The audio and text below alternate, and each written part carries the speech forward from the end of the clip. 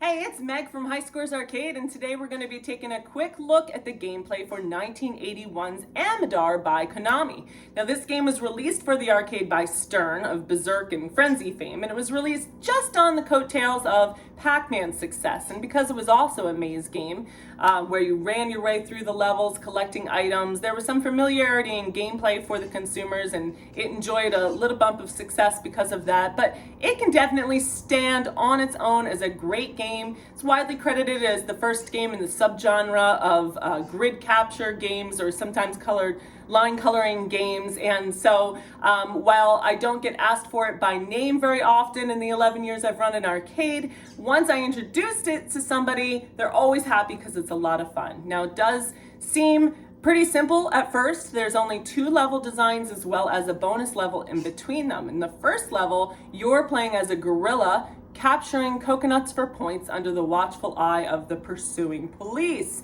In the second level, you are controlling a giant paint roller, and you have to claim areas of the board with the paint roller while avoiding the pigs. I have spent many sleepless nights trying to find the metaphorical connection between these 2 levels. I can't find it. If you have a good theory, please comment below.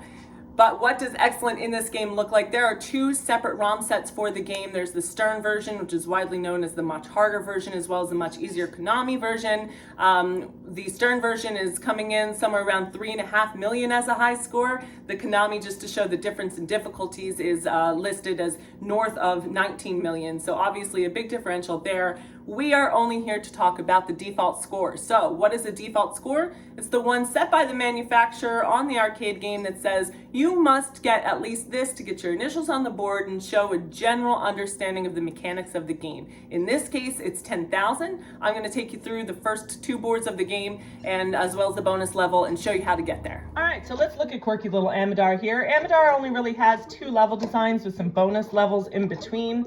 In this level, you are the ape, and you are collecting coconuts for points, and collecting all of the coconuts will clear the board and move you on to the next level. Of course, you have to do so while avoiding your enemies, which are the Amidars themselves. In this case, I believe they're identified as police.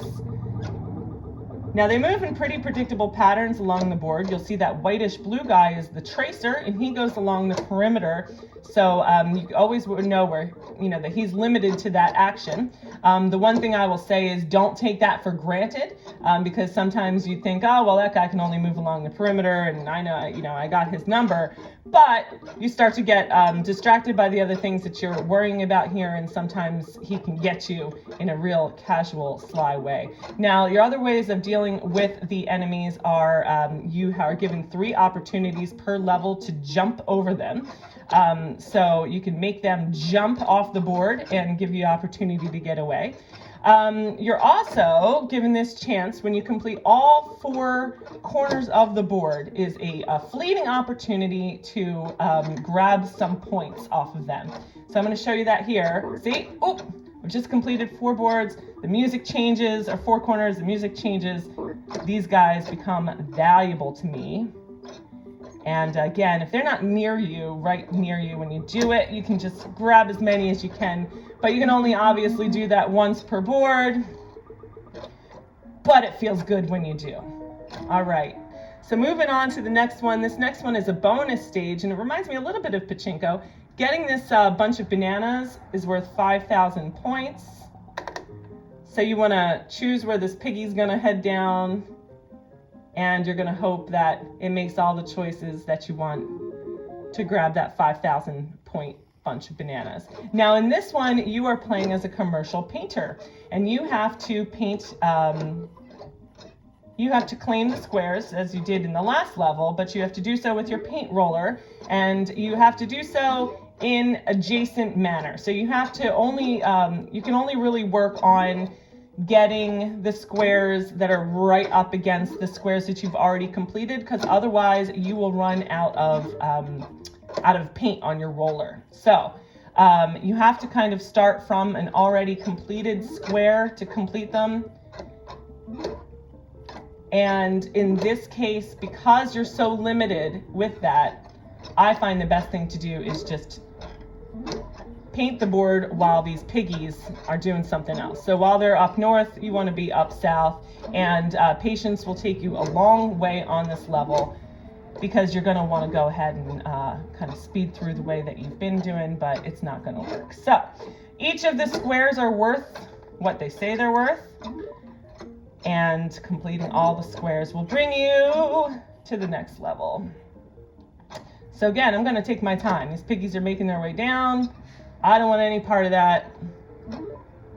So I'm just going to mind my business on my side of the screen. Wait till they're done down there. Take my time getting over there.